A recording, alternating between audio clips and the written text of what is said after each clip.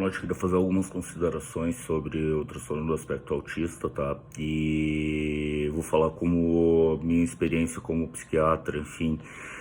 E não que os colegas, enfim, pacientes ou familiares já sabem, eu vou tentar falar algo um pouco diferente, assim, básico, sucinto, algo que a gente tem que atentar, né? Então, uma doença assim do neurodesenvolvimento, isso não é uma novidade, né, que compromete muito a função executiva, tá? Função social, de comunicação, de simbolização do paciente, tá? É mais prevalente em meninos, tá? E em mulheres é mais difícil de diagnosticar muitas vezes.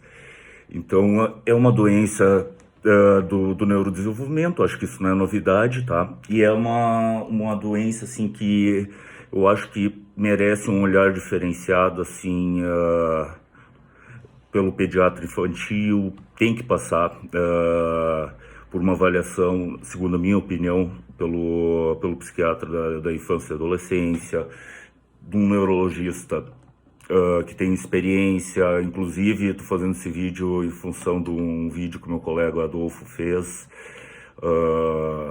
e também passa pela avaliação do pediatra. Os pediatras já têm que fazer muita coisa. Eu não sei como é que é possível uma pessoa estudar pediatria e atuar nessa área, enfim, mas eu também fiz psiquiatria e gosto, paciência, né? Mas na minha faculdade a gente tinha pediatras muito bons que pegavam aquilo já numa idade muito precoce. Nem sempre é possível, porque é uma doença do espectro, né? Então tem várias manifestações clínicas de casos mais graves, mais leves, diferentes tipos de manifestações, entende? Então alguns vão ser detectados não em idades mais avançadas, né? Então, é uma doença que a gente tem que cuidar, que realmente ela cursa com uma dificuldade na função executiva, tá? Se não tiver isso, a gente tem que rever o diagnóstico, né? E a gente tem que pensar em inclusão social, tá? Inclusão social não significa botar o paciente, jogar o paciente na escola. Não, é ter toda uma estrutura, uma vida. O que vai acontecer com o paciente na hora que ele ter que sair do colégio, quando os pais morrerem, entende? Ele vai ter que aprender que ele não, muitas vezes, casos de autoagressividade, e heteroagressividade, ele vai ter que aprender que isso não é possível para viver em sociedade, né? Então, são coisas que a gente tem que fazer, e parece que a sociedade relativiza tudo muito. A gente está em época de palavras de ordem, tolerância e simplificação, ou senão relativização de tudo. E tem um pessoal que, enfim, inclusão significa jogar o paciente na escola. Não funciona assim. Inclusive, muitas vezes causa problema com outras crianças que não têm essa condição, né? Então, é necessário isso, é necessário uma terapia que vai desenvolver os talentos, vai tentar compensar as dificuldades básicas, vai tentar direcionar o paciente para determinadas áreas, enfim, conforme suas particularidades, tá? E a questão do tratamento passa necessariamente, né, por uma avaliação de um profissional com bastante experiência, né, no caso, né, além de um neurologista experiente, assim, eu acho que passa pelo psiquiatra da infância e adolescência, que, digamos aqui, não sou eu, tá? Então, vai ser definido o tratamento, tá? Há algumas medicações que existem muitos estudos a respeito delas, robustos, mas que tratam sintomas, tá? Não a cura, enfim.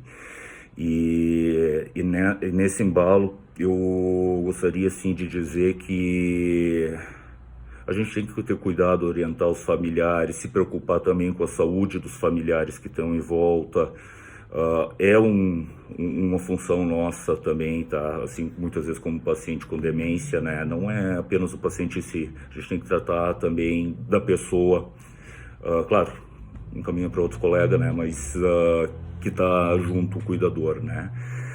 E a gente tem que atentar muito para o assédio que essas pessoas, essas famílias têm, com curas milagrosas, medicamentos que vão ser revolucionários, que aparecem nesses grupos de autismo, e que geralmente são muito caros, e há relatos falsos, entende? Então, vale a pena se consultar com alguém experiente que saiba dessa condição, tá? Inclusive, existe no mercado canabidinol, né, que é a parte neuroprotetora, né, dentro dos derivados, bom português, da maconha, se filtra a parte que tem um potencial terapêutico, tá? Mas ele é, se eu não me engano, liberado, ele está sendo comercializado por um valor muito alto no Brasil, tá? E ele é comercializado, ele tem indicação formal para epilepsia refratária. Então, algum paciente autista que possa ter uma epilepsia refratária, talvez funcione, mas por questão da epilepsia.